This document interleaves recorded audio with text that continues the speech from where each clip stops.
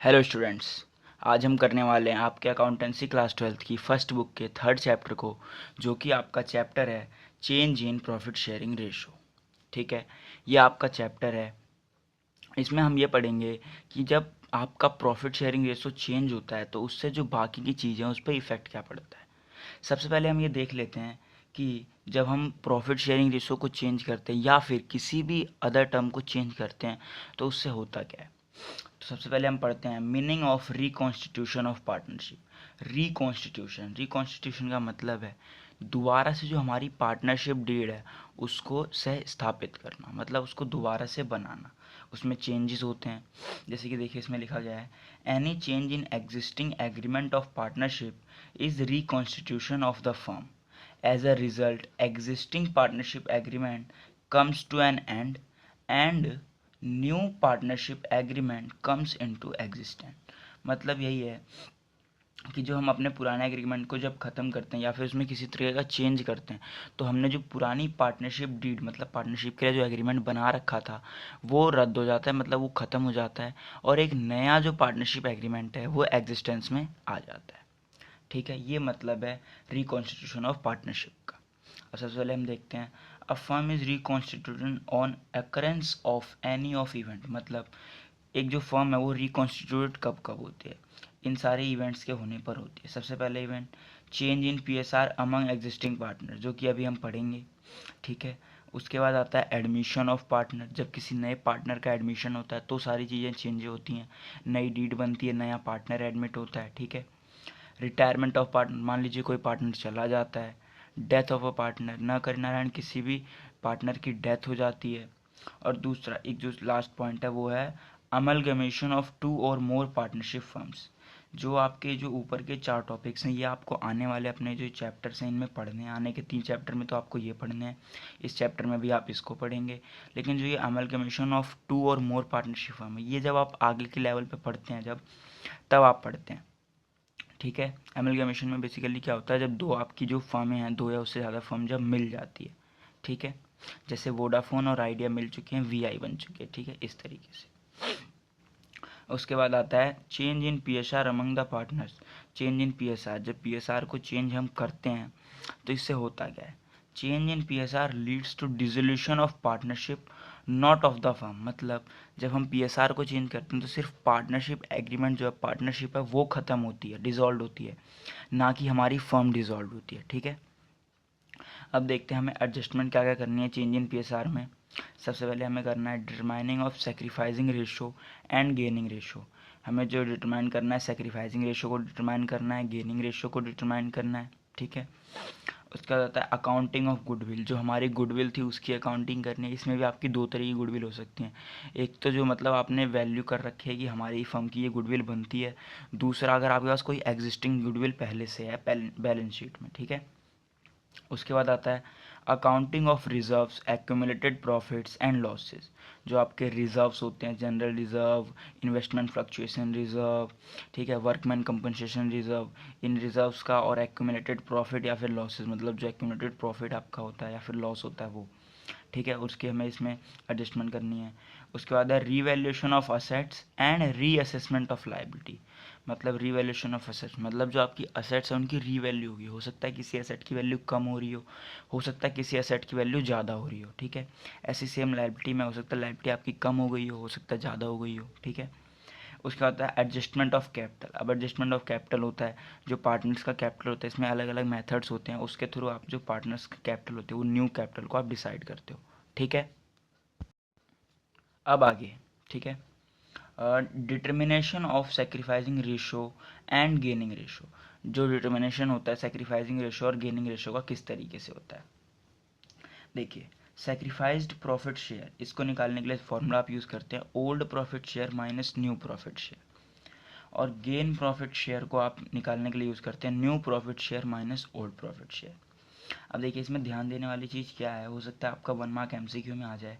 अगर आपसे ये पूछा जाए ना कि सेक्रीफाइस्ड प्रॉफिट शेयर, तो आपको old profit share minus new profit share बताना पड़ेगा, और गेन पूछेगा तो न्यू माइनस ओल्ड बताना पड़ेगा। ऐसा क्यों, देखिए अगर कोई पार्टनर मान लीजिए सेक्रीफाइस कर रहा है तो जो उसका ओल्ड प्रॉफिट होगा वो ज़्यादा होगा, सेक्रीफाइस किया तब जाके उसका अभी वाला प्रॉफिट कम है ना, तब जाके हमें पॉजिटिव वैल्यू मिलेगी।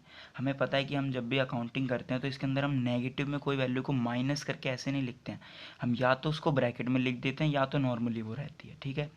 तो इस वजह से जब आप सेक्रीफाइस की बात करेंगे तो ज़्यादा वाले में से कम वाले को घटाया जाता है, क्योंकि ओल्ड ज़्यादा होगा न्यू कम होगा, इसलिए वो सेक्रीफाइस आ रहा होगा, ठीक है।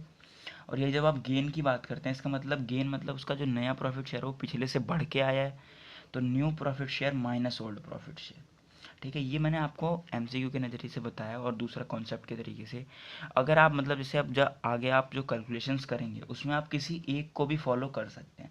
मान लीजिए आपने इसको कर लिया old profit share minus new profit share, अगर आपका पॉजिटिव बैलेंस आए, मतलब पॉजिटिव आए, वर्किंग नोट अगर आप बना रहे हैं, जब पॉजिटिव बैलेंस आए तो उसको सेक्रीफाइस मान लीजिए, और अगर नेगेटिव बैलेंस आए तो उसको गेन मान लीजिए, ठीक है।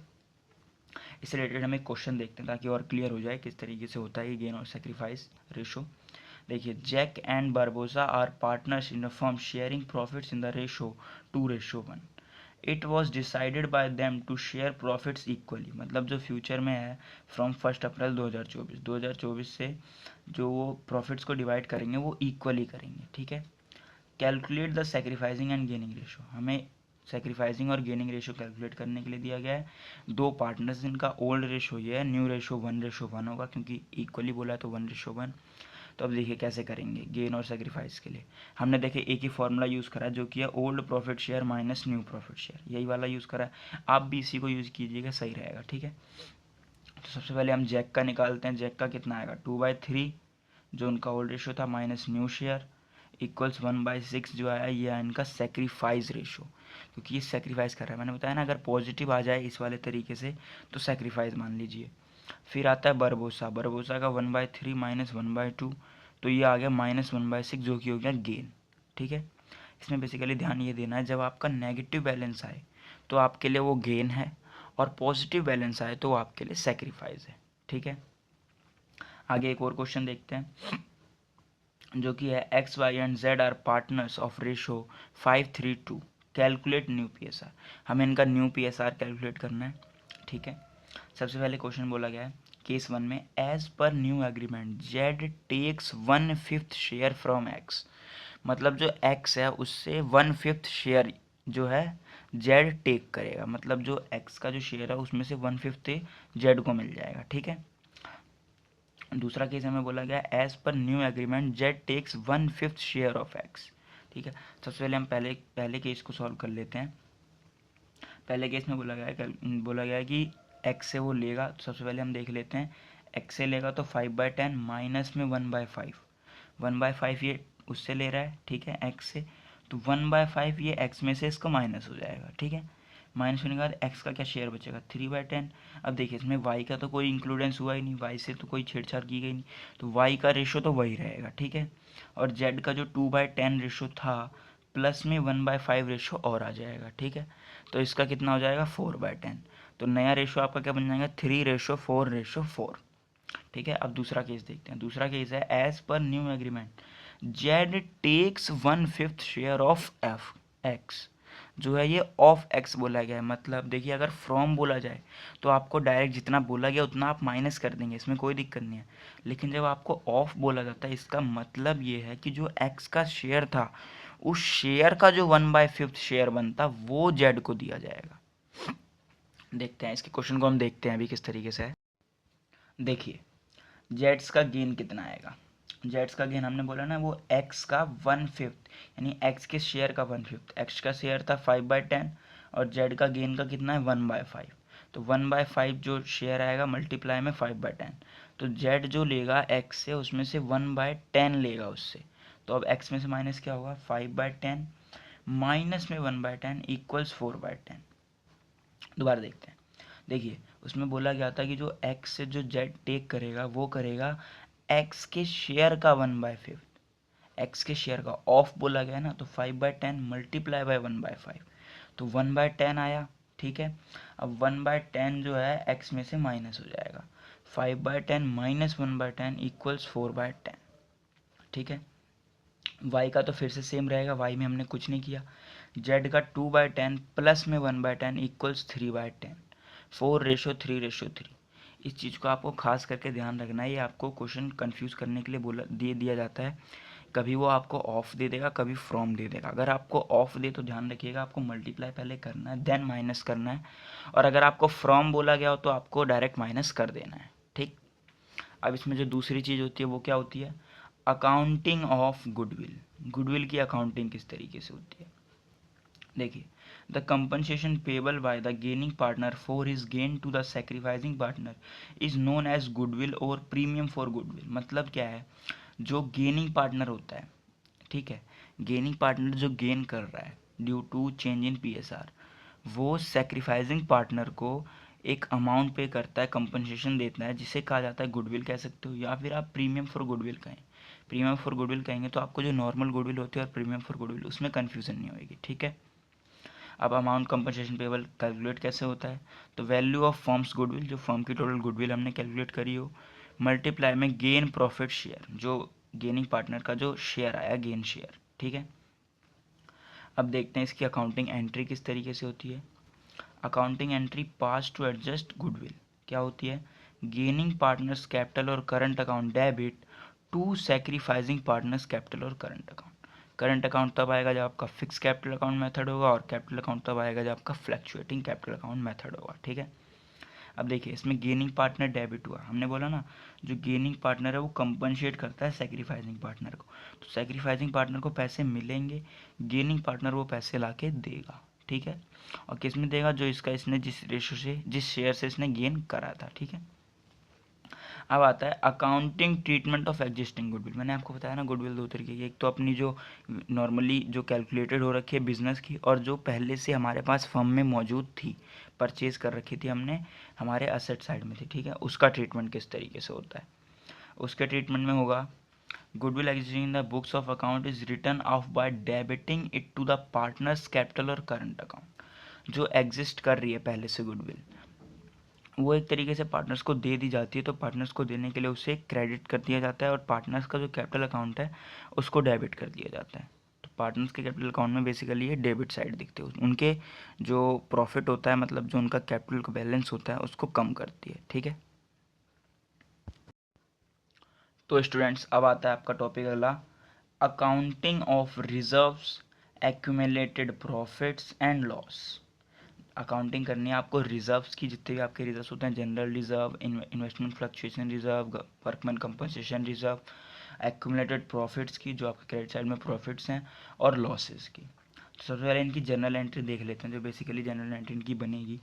सबसे पहले है for transfer of reserve and accumulated profit. Reserve और प्रॉफिट को ट्रांसफ़र कर रहे हैं, रिजर्व और प्रॉफिट को ट्रांसफ़र कर रहे हैं, जाहिर सी बात है जो पार्टनर्स हैं उनके लिए ये गेन है, पार्टनर्स को ये मिलेगा, तो पार्टनर्स क्रेडिट हो जाएंगे, ये सारी चीज़ें डेबिट हो जाएंगी। रिजर्व अकाउंट जितने भी आपका मतलब जनरल रिजर्व जो है, और P&L अकाउंट का जो क्रेडिट बैलेंस है, और वर्कमैन कंपनसेशन रिजर्व है, इन्वेस्टमेंट फ्लक्चुएशन रिजर्व है, to all partners capital account, ठीक है। ये तो तब के लिए होगा जब ऐसे नॉर्मली हो। अब दूसरा एक और देखते हैं, जो कि है ऑल पार्टनर, इसके अंदर है for transfer of accumulated losses and deferred revenue expenditure. आपको लॉसेस ट्रांसफ़र करने और deferred revenue expenditure. Deferred revenue expenditure basically आपका होता है एडवर्टाइजमेंट सस्पेंस अकाउंट, ठीक है। तो इसमें क्या होगा, ये लॉस है तो ये पार्टनर्स को बियर करना पड़ेगा, तो पार्टनर्स डेबिट हो जाएंगे, ऑल पार्टनर्स कैपिटल और current account debit to P&L account to deferred revenue expenditure account. ध्यान रखिएगा ये चीज़ आपकी पहले होगी, मतलब ये आपको ओल्ड प्रॉफिट शेयरिंग रेशो में करना है, चाहे आप प्रॉफिट्स को बांट रहे हैं, चाहे आप लॉसेस को बांट रहे हैं, उनको आपको ओल्ड प्रॉफिट शेयर में ही देना है, ठीक है। अब उसके बाद आता है accounting of workman compensation reserve. ये तो हमने डायरेक्टली पढ़ लिया। अब जो ये वर्कमैन कंपनसेशन रिजर्व है, इसमें भी काफ़ी चीज़ें हैं, ठीक है। सबसे पहले देखिए वर्कमैन कंपनसेशन रिजर्व होता क्या, पहले हम एक बार इसे भी देख लें ढंग से। वर्कमैन कंपनसेशन रिजर्व जो है वो वर्कमैन्स के लिए, उनको कंपनसेट करने के लिए, अगर एनी फ्यूचर कुछ भी दिक्कत होती है, कुछ भी घटना घटती है, उनके लिए रिजर्व बनाया जाता है। ये बेसिकली प्रॉफिट का हिस्सा होता है।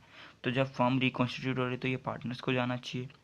लेकिन अगर मान लीजिए उस टाइम पे when WCR claim does not exist, मान लीजिए उस टाइम पे कोई WCR क्लेम, जो क्लेम होता है इसके ऊपर, कोई भी दुर्घटना पर कोई क्लेम एग्जिस्ट ही नहीं कर रहा, तो क्या होगा, डायरेक्ट हम इसको पार्टनर्स को दे देंगे WCR account debit to all partners capital और current account in their old PSR, उनका जो ओल्ड PSR है उसमें दे देंगे। ठीक है, इसमें कोई दिक्कत नहीं है जब क्लेम है ही नहीं, मतलब क्लेम नहीं हुआ है। ठीक, अब दूसरा केस आता है अगर क्लेम हो। ठीक है, अब क्लेम हो तो जरूरी नहीं सिर्फ क्लेम हुआ तो क्लेम दे दिया। क्लेम हो सकता है कि जितना आपने WCR बनाया उसके बराबर ही हो सकता है उससे कम क्लेम हो सकता है उससे ज़्यादा का दिक्कत हो गया हो।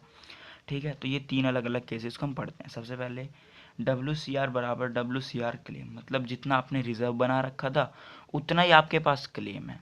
तो सीधा सा है ना, जितना आपने रिजर्व बना रखा उसको क्लेम में दे दीजिए, ख़त्म बात। ठीक है, क्लेम को अपने जो क्लेम हुआ है उसको पे कर दीजिए और इसको एक्सपेंस अपना बुक कर दीजिए। दूसरा केस, WCR जो है वो वर्कमैन कंपनसेशन रिजर्व क्लेम से ज़्यादा है, मतलब आपने रिजर्व ज़्यादा बना रखा है, क्लेम कम हुआ है। ठीक है, तो इसमें क्या होगा, जो आपका जो बचा हुआ रिजर्व रहेगा वो किसको दे दोगे आप, अब किसको दिया जाएगा, वो पार्टनर्स को ही दिया जाएगा।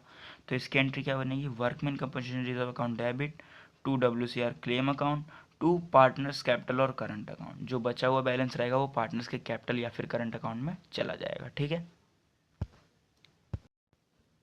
अब इसका तीसरा केस आता है जिसके अंदर आपका वर्कमैन कंपनसेशन रिजर्व जो आपने बना रखा है वो क्लेम से कम है, जो आपका क्लेम हुआ है उससे कम है। तो अब इसके लिए क्या करेंगे, इसके लिए पार्टनर्स ही पैसे लाने पड़ेंगे, क्योंकि अगर किसी भी तरीके की दिक्कत होती है उसके लिए पार्टनर्स को बियर करना पड़ता है। मैंने आपको पहले ही बताया था उनकी अनलिमिटेड लाइबिलिटीज होती हैं। ठीक है, तो एंट्री क्या बनेगी, workman compensation reserve account debit revaluation account debit to workman compensation reserve claim account.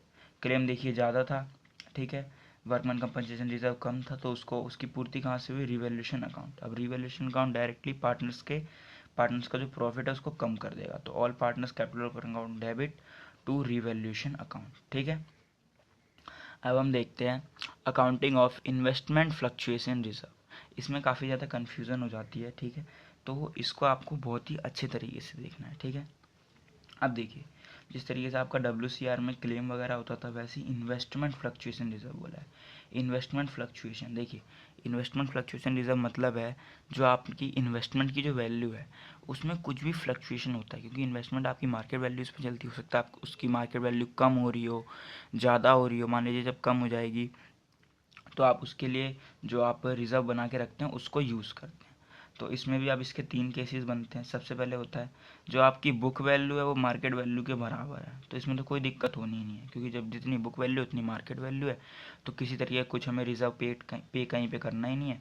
तो डायरेक्ट एंट्री हो जाएगी investment fluctuation reserve account debit to all partners capital और करंट अकाउंट। ठीक है, अब दूसरा आता है, मान लीजिए जो बुक वैल्यू है वो मार्केट वैल्यू से ज़्यादा है, मतलब जो आपने जो बुक के अंदर वैल्यू बना रखी है वो मार्केट वैल्यू से ज़्यादा है। ठीक है, तो इसके अंदर अब हो सकता है इसके इसके भी दो केसेस बनेंगे। सबसे पहले जो है दो से तीन केसेस बनेंगे। सबसे पहले है fall in market value equals investment fluctuation reserve. देखिए मैंने आपको बताया जब मार्केट वैल्यू कम होती है, मार्केट वैल्यू जब कम हो जाती है तो हम इस रिजर्व का यूज़ करते हैं। इसके अंदर मान लीजिए जो आपका मार्केट वैल्यू जो कम हुई, वो जो IFR जितना आपने बना रखा है, मान लीजिए आपने IFR अगर 30,000 का बना रखा था तो 30,000 से आपकी मार्केट वैल्यू कम हुई है। 1 लाख की आपकी बुक वैल्यू थी, 70,000 की आपकी मार्केट वैल्यू, तो 30,000 से ही कम हुई है, तो 30,000 पूरा पूरा इन्वेस्टमेंट में चला जाएगा।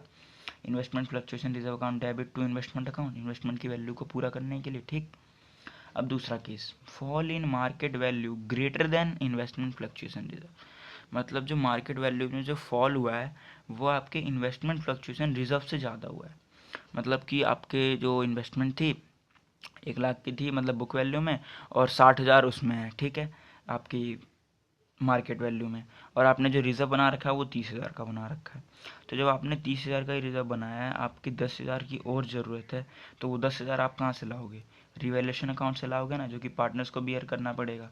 तो इसमें भी एंट्रीज बस सेम तरीके से चलेंगी, बस आपको सोचना अच्छे से, इनको ध्यान से करना है। ठीक है, investment fluctuation reserve account debit, revaluation account debit to investment account. ठीक है, उसके बाद इसकी दूसरी एंट्री क्या हो जाएगी, जो रिवैल्यूएशन अकाउंट आपने यहाँ डेबिट करा था वो क्रेडिट हो जाएगा पार्टनर्स के कैपिटल अकाउंट में, डेबिट साइड में आप इसको डाल देंगे। ठीक है,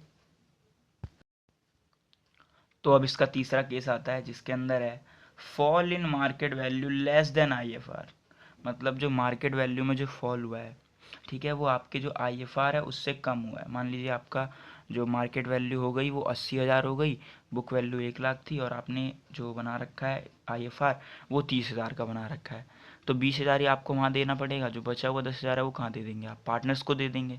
ठीक, तो investment fluctuation reserve account debit to investment account to all partners capital और करंट अकाउंट। ठीक है, उसके बाद आता है तीसरा केस, जिसमें आपके book value less than market value, मतलब आपकी इस बार बुक वैल्यू कम है, मार्केट वैल्यू ज़्यादा है। ठीक है, बुक वैल्यू कम है, मार्केट वैल्यू ज़्यादा है, मतलब क्या? आपका प्रॉफिट हो रहा है।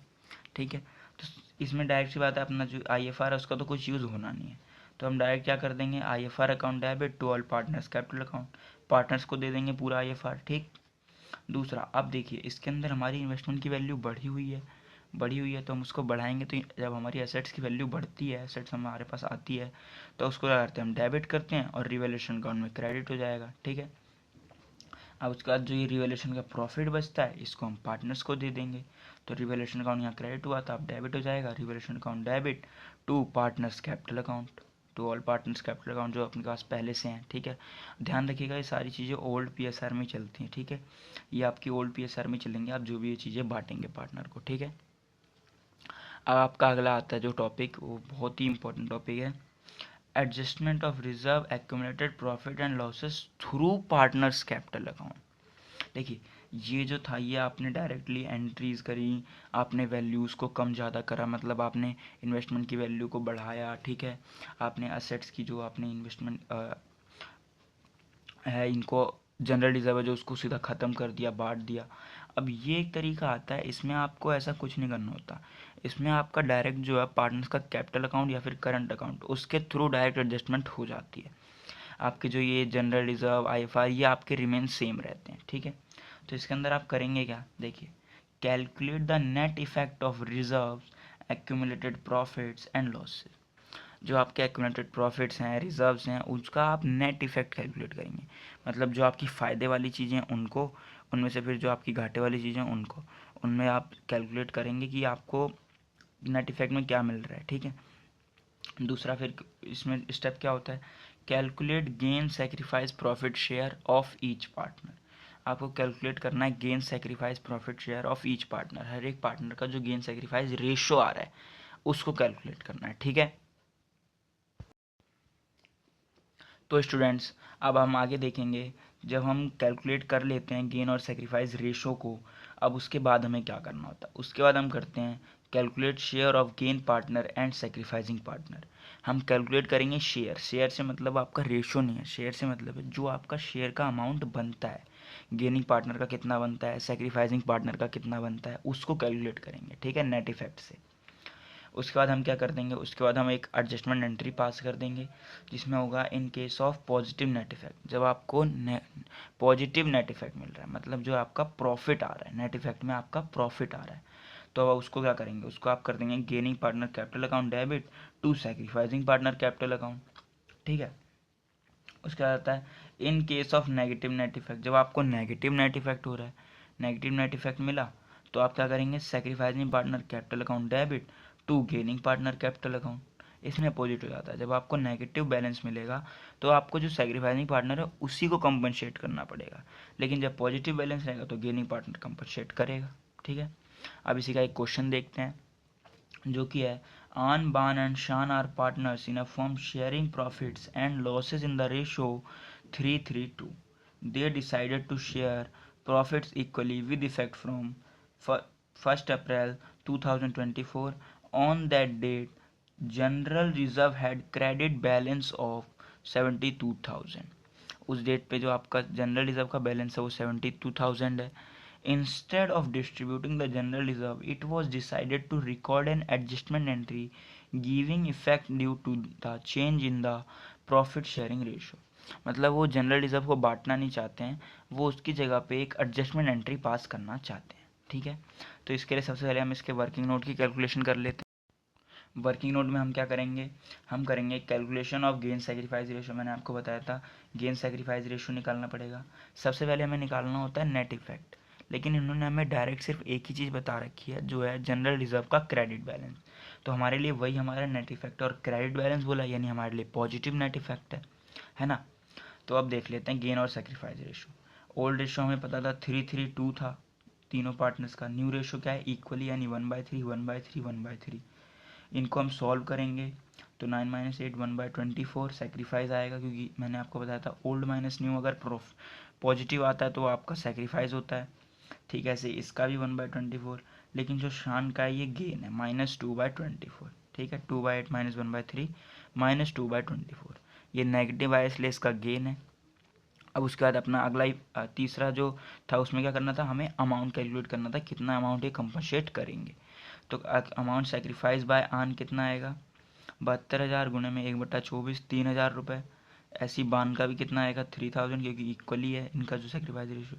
और गेन में आ जाएगा 6,000, क्योंकि दोनों का टोटल आता है ना जो गेन कर रहा होगा, क्योंकि दो चीज़ें तीसरे के बराबर होंगी। अगर दो डेबिट है एक क्रेडिट है तो दोनों का डेबिट तीसरे क्रेडिट के बराबर ही आएगा, है ना। ठीक है, तो अब हम इसकी एक जनरल एंट्री पास कर लेंगे। तो इसकी जनरल एंट्री क्या बनेगी, इसकी जनरल एंट्री बनेगी, देखिए सान जो था हमारा ये हमारा गेन कर रहा था। मैंने आपको बताया पॉजिटिव इफेक्ट जब हो तो गेनिंग पार्टनर डेबिट होता है। तो सांस कैपिटल अकाउंट डेबिट टू आंस कैपिटल अकाउंट टू बांस कैपिटल अकाउंट 3,000 3,000 6,000। ठीक है, इसके अंदर पॉजिटिव वैल्यू थी इसलिए हमने गेनिंग पार्टनर को डेबिट करा। अगर ये नेगेटिव वैल्यू आती तो हम सेक्रीफाइसिंग पार्टनर्स को डेबिट करते, ये दोनों डेबिट हो जाते। ठीक है, तो स्टूडेंट आज की वीडियो में इतना ही, मतलब हमने इसके 2-3 टॉपिक्स कंप्लीट कर लिए हैं। अब इसके 2 टॉपिक्स और बचते हैं जो आपका है revaluation of assets and reassessment of liability, और जो दूसरा टॉपिक है वो है आपका एडजस्टमेंट ऑफ कैपिटल। ठीक है, तब तक के लिए अगर आपको हमारी वीडियो अच्छी लगी हो तो प्लीज़ इसे लाइक करना। अगर आप इसी तरीके से अपनी स्टडी को आगे जारी रखना चाहते हैं तो प्लीज़ चैनल को सब्सक्राइब करना, और अपने जितने भी आपके फ्रेंड्स हैं क्लासमेट्स हैं उनके साथ इस वीडियो को ज़रूर शेयर करना। ठीक है, तब तक के लिए thank you so much, love you, जय हिंद, वंदे मातरम।